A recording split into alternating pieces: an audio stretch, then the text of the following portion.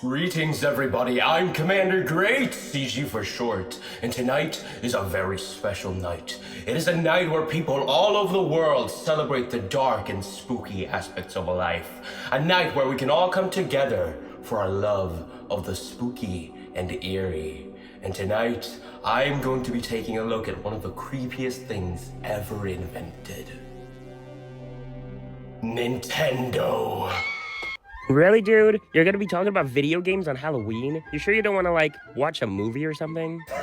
Socializing? That's a good joke. But don't you know it's Halloween and not April Fool's? Nintendo is known for their family-friendly games spanning generations. From Mario to Zelda to Pikmin to Splatoon to Rusty's Real Deal Baseball, there's no shortage of great games from Nintendo to be enjoyed by the entire family.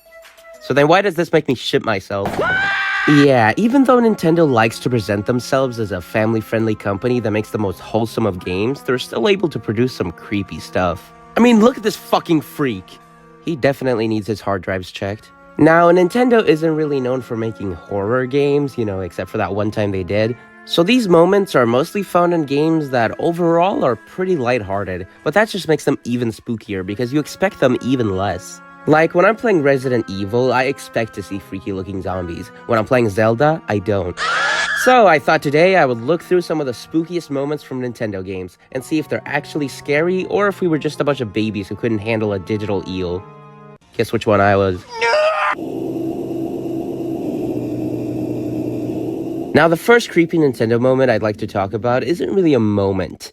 It's an entire game. Mario 64 is one of those games that you wouldn't really expect to produce any creepy moments, but somehow through the primitive graphics and time when it was released, it ends up having a lot of aspects to it that are a lot scarier than they really should be. If you've ever played this game, you know exactly what I'm talking about. The moment with the piano that comes alive, the moment with the freaky looking eel, the negative emotional aura of Wet Dry World. This game is just full of so many moments that, aren't exactly super scary, but they're creepy enough to leave an impact on you. There's just something about this game that just sticks with you, even though the developers most likely didn't think about how any of these moments could be creepy at all. Like, some of them I understand. It makes sense why kids playing this game would be creeped out by things like the piano, the eel, Bowser's laugh. It's all very understandable. But a lot of people have also pointed out that the entire game just feels kinda off, and I have to agree. The emptiness of Peach's castle, the chain chomp that launches towards you, the just strange vibes of Wet Dry World. Wet Dry Pussy World. Excuse me, what did you just say? Lingangu liguli guli guaga lingangu lingangu. No, that's not what you said. It shouldn't feel creepy, but it does, and it's something that can't really be explained. And that endless staircase, man, it just keeps going and going and going and going, only to realize that you haven't even moved at all. Well, guess what, fucker? That's not gonna stop me. Here I go. Wahoo! Now, I think the reason why so many people feel this way about this game is definitely because of when the game was made. It was the first game that was ever made on the N64, and because of that, they still hadn't really figured out how to make 3D games yet. Don't get me wrong, Mario 64 is still an amazing game that revolutionized the gaming world forever, and at the time, people thought graphics couldn't get any better. But looking at the game through a modern lens, there are a lot of aspects to the game that don't exactly hold up. The camera can be a bit wonky, some of the textures can look a bit off sometimes, and the low poly style in general is just a style that can look a little uncanny, which I think is one of the reasons why so many people get creeped out by this game. It's the same reason why I think a lot of people get creeped out by old stop motion. If you look at modern stop motion, it's all very pretty and smooth, but looking at older stop motion, it looks a lot more creepy and uncanny, and I think the experience of looking at old stop motion is very similar to the experience of looking at early 3D graphics. So I don't blame people for being creeped out by it. I mean, look at that fucking eel. I was so scared. And it's not like only a few people were creeped out by this game. This is a worldwide phenomenon, spawning many myths and legends that really add to the creepy vibes of this game. These myths would range from there being a secret collectible in the game called a ghoul medal, to Luigi being playable, to there being a secret room called the Bowser Room. That's stupid as fuck. Who even came up with that? Oh my god, One from One Plays? You made the Bowser Room? Hello? Oh my god, One! I'm such a big fan! Can I get your autograph? I'll kill you. These myths became so prominent that people started putting them in their own dedicated iceberg charts, going from the most well-known to the most obscure, with these icebergs even creating their own myths themselves, like the idea of every copy of Mario 64 being personalized, which is also where the Wario apparition comes from. Do not research or whatever. So while Mario 64 in itself is not a horror game, it still produced a lot of creepy moments, and thanks to the internet, these moments are being talked about to this day, as well as creating a bunch of brand new myths and legends, and I don't think that's gonna be going away anytime soon. Now we're locked in Luigi's mansion, ghosts and skeletons all around. Now from a game that was made unintentionally spooky to a game where the spooky vibes were 100% intended, Luigi's Mansion.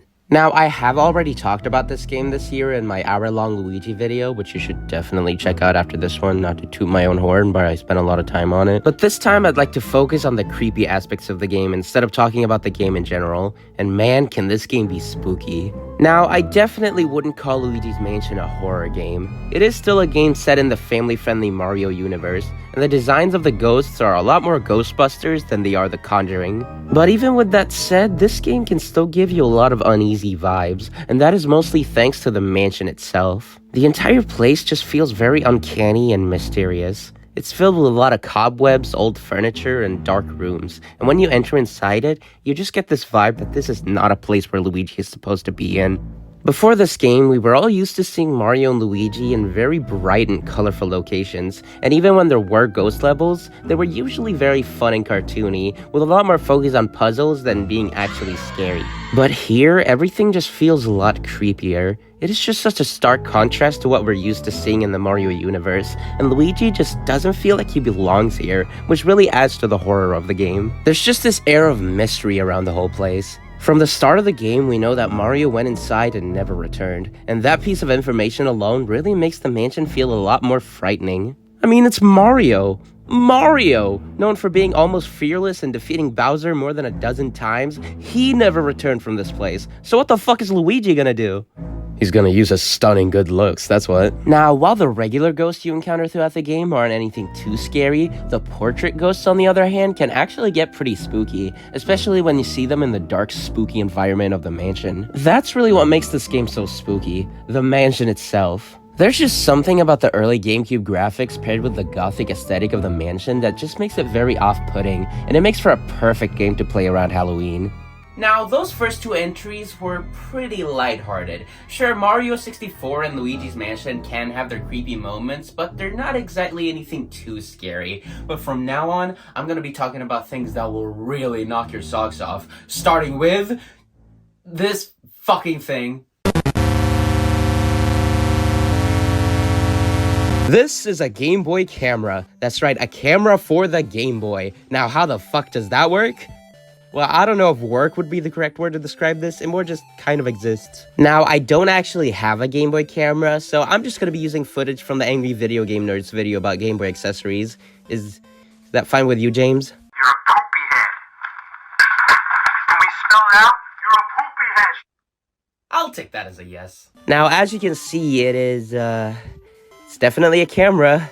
A very green camera. Yeah, the picture on this thing is absolutely awful, but then again, that's to be expected since it's a camera for the damn Game Boy. In other words, it's a piece of fucking shit! But, you know, it's still got its charm, and it's actually not just a camera, but it's also a little game too. Yeah, the Game Boy camera actually featured some little mini games too, with this little menu being a part of it, which mimics the menus of RPGs, featuring the usual options that would be in an RPG, like items, magic, check, and run. Now, why would you need to run from a Game Boy camera minigame? Well, I don't know. But let's press it and find out! Ah! What the fuck is this, Nintendo? Who approved of this? It was you, Bill, wasn't it? You amiibo playing fuck! I'll get you, Mario. No way. I'm not gonna win. Yeah, sometimes when you press the run button, you'll be greeted by a freaky looking face with the text, "Who are you running from?" on the top. Who am I running from? Well, probably you! There are 3 different faces you can encounter, all of them being heavily edited with this really scary sound in the background, and all of them are really freaky looking. It truly catches you off guard. I can imagine these images was the source for a lot of childhood nightmares for kids who grew up with a Game Boy camera, and I don't blame them. These things are creepy looking even to me as an adult. Like, Nintendo, this is supposed to be a camera for children, not fucking Five Nights at Freddy Creeker. I just don't get why these got put in here. I guess maybe their intention was for it to be funny, but I mean, come on, look at it. Even I think this is terrifying. Imagine being a kid just playing around with your Game Boy camera and then running into this thing. I would probably set my Game Boy on fire and convert to Christianity. Or maybe I wouldn't, because this face right here is telling me there is no God. The low quality and the heavy editing really just makes for some unnerving pictures, especially paired with that just really ear-bleeding sound. Now, speaking of scary shit on the original Game Boy, we've also, of course, got the infamous Lavender Town from the original Pokemon Red and Blue games. Now, Lavender Town is a place you go to around the middle of the game, with it being entirely themed around being spooky. It's the place where you can catch ghost-type Pokemon, as well as having its own Pokemon burial ground inside a place called Pokemon Tower. I was definitely not the only one who was creeped out by this place as a kid, because a lot of other people have also gone out of their way to document just how creepy and eerie this place is. As you walk around and talk to the citizens, they can actually say some creepy stuff, like this one girl who, if you talk to her, will ask you if you believe in ghosts. And if you reply with no, she'll say, haha, I guess not, that white hand on your shoulder, it's not real. A white hand? You mean the hand of a white guy? That piece of dialogue is just such a creepy detail, and it really adds to the whole mystery of the town. The whole place is surrounded by these stone walls, and that really adds to the feeling of claustrophobia and isolation while you're in Lavender Town. And of course, when you go into the Pokemon Tower, things get even more creepy. The place is full of people mourning their dead Pokemon, and the entire time you're there, you just have this really melancholy feeling that no other Pokemon game has really been able to recreate. I mean, we're used to seeing Pokemon just pass out when they're defeated. Usually when a Pokemon gets hurt, you just take them to the local Pokemon Center, and then they're all better. But these Pokemon are actually dead, and that's not really something we see in the modern games anymore. And exploring this place is also just so creepy, with you being able to run into ghosts, creepy ladies, and this thing. Okay, that last one isn't real, but still, this place is creepy as fuck! But the most infamous part of this town is of course the music, which you've been hearing in the background for a while now, and it's one of the main reasons why this town is remembered by so many people. It's just a very unnerving song, so unnerving in fact that it inspired one of the most popular video game creepypastas of all time, being the Lavender Town Syndrome. The story basically goes like this. Back when Pokemon Red and Blue released in Japan, originally called Pokemon Red and Green, the Lavender Town music was at a much higher frequency which only children could hear. The music was at such a high frequency in fact that it led a bunch of children to go crazy and commit suicide, with reportedly over 200 children taking their own lives. This led to a mass recall of the games, with Game Freak changing the Lavender Town music for the American release, which is the one that we're used to hearing. The story is obviously fake, but as a little kid, it genuinely sounded kinda believable. Sure, it's pretty obvious that it's fake now, with over 200 children dying? Like, don't you think there would be news coverage all over the world if that happened? Whatever. Look, I was a dumb kid that believed anything back in the day, so I genuinely thought the Lavender Town creepypasta was real. I remember back in the day when I was playing Pokemon Blue on my 3DS and I got to Lavender Town, I immediately turned down the music because I genuinely believed that if I listened to it, I was gonna kill myself. Yes, I know it's stupid, but it was also just kind of fun to believe in that stuff. As a kid, I believed in a lot of stupid things on the internet, and while a lot of things definitely kept me up at night, there was also just kind of this magic to it. Nowadays, Nintendo games are all very sanitized and friendly, not really hiding any dark secrets in them anymore. I mean, you're not gonna find anything as creepy as Lavender Town in Splatoon, I can tell you that.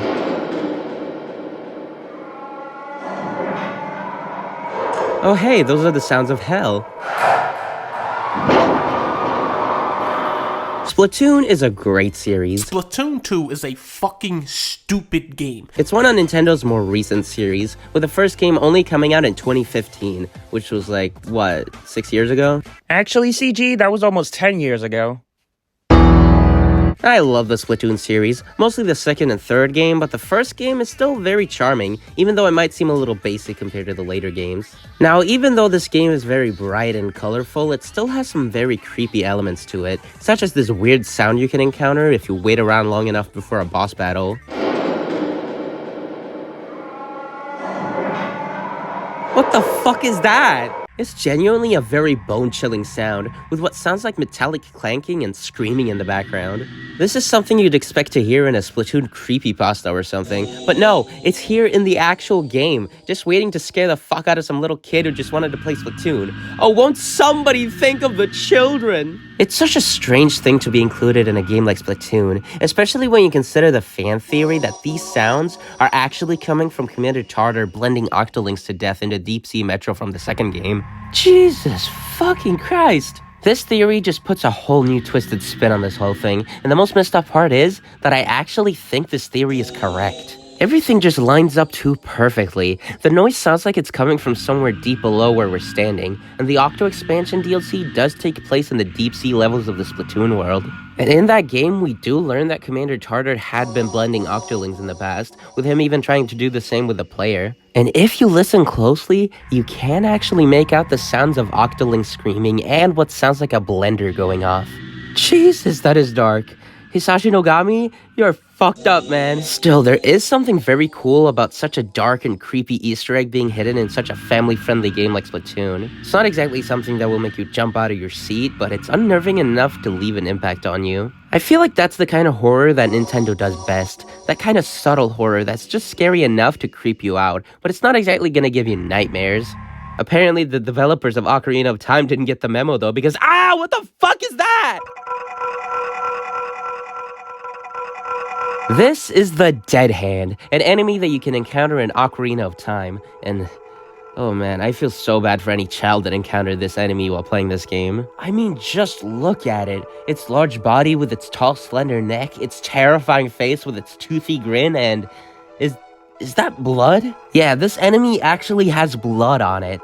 Blood! This is supposed to be a whimsical adventure game for the whole family, and then you bring out this terrifying bloody creature that tries to suffocate the player? What the fuck, Nintendo? Are you trying to leave kids playing this game looking like this? It is just such a stark contrast to the rest of the game. Sure, the rest of the game can still have some dark moments, with the abandoned town and the Redeads, but it wasn't too bad, you know? Sure, the Redeads are still terrifying, yes, especially paired with that ear-piercing scream, but they're still somewhat humanoid. They're basically Zelda's answer to zombies. Hell, I think originally they were actually supposed to be zombies. But this though, this thing just has an appearance that's just so non-human that you can't even make out what it's supposed to be. The only part of it that's somewhat human-looking is the face, with the rest of the body just being this incomprehensible blob. And the way it moves, God, it just creeps me out looking at it, especially paired with the blood all over its body. Now sure, Nintendo has never confirmed that it's supposed to be blood, but come on, look at it. That's totally supposed to be blood. Now, they did actually change the design of the Dead Hand when Ocarina of Time got remade on the 3DS, removing the blood and giving it a much more purple color scheme,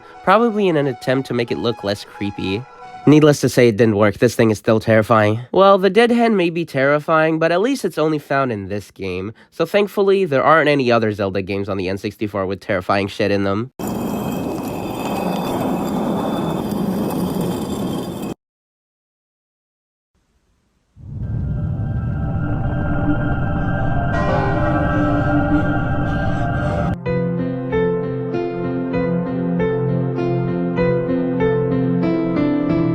Majora's Mask is a creepy-ass game, but it's also a very somber and sad game, but because of that, it's also one of my favorite Zelda games of all time. It's just got this air of mystery and dread to it, and that's something that no other Zelda game has really been able to replicate, and I love how much darker this game is compared to the other games in the series. The entire game is on a time limit, with this giant terrifying moon slowly falling down throughout a 3-day time span, and if you're not able to stop it in time, then the moon will crash into the world, wiping out everything and killing everyone. Of course, you can delay it by playing the Song of Time and going back in time, but even with that, knowing that eventually the moon will destroy everything is just a very scary thought, especially since the moon looks like, Well, you know, fucking that. You spend a lot of the game in this little town called Termina, where you can go around and talk to the citizens, and they all have their own little personal problems and thoughts about the world ending. Some people are in denial, acting like everything is fine, while others are very visibly shaken, struggling to keep it together. It's just a very tragic situation. You're witnessing a whole town full of people trying to cope with the fact that they're all about to die in a couple of days, and that can be very intense, especially for a child. This whole time mechanic is the main reason why I never played this game back in the day. I just found it very stressful to know that if I didn't do certain things in a certain order, then the entire world would come to an end, and it would be all my fault. Like, I don't want all that guilt on me. But as I've gotten older, I've learned to appreciate this game a lot more, and the dread of the moon slowly crashing down is just such a terrifying and striking image, and it's one of the reasons why I love this game so much. But even if you ignore the moon, this game is still incredibly unsettling. From the start, it already has a completely different tone,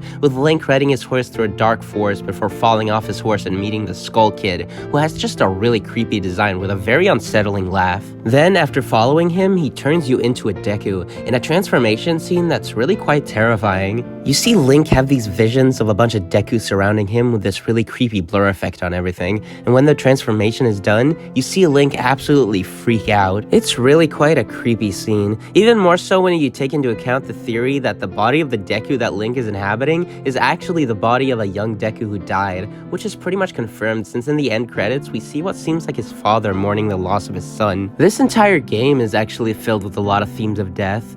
The way you get a lot of the masks in the game is by helping spirits find peace or resolving the regrets of the dead. So with that context, you're not just collecting items, you're putting on masks belonging to beings that have died and gaining their appearance, which actually even fools a lot of their friends and family, thinking their friend has come back from the dead when in reality, it's just Link donning their appearance. The entire game is just filled with a lot of that existential horror, and as you spend more and more time in the town of Termina and get to know all the people in it, you really start to feel bad for them, with some of them having really dark side stories attached to them. One of the biggest examples of this is what happens to this young girl named Romani. She lives together with her older sister on a ranch, and she says that sometimes aliens come down from the sky to abduct their cows. Her older sister Cremia doesn't believe her though, thinking it's all just part of her childish imagination. However, during one of the nights, you can actually encounter these aliens, who you need to shoot arrows at so you can defend the ranch. Now, if you're successful, then you get rid of them and everything goes back to normal. However, if you fail, the aliens will take not only the cows, but Romani too. And if you then return the next day,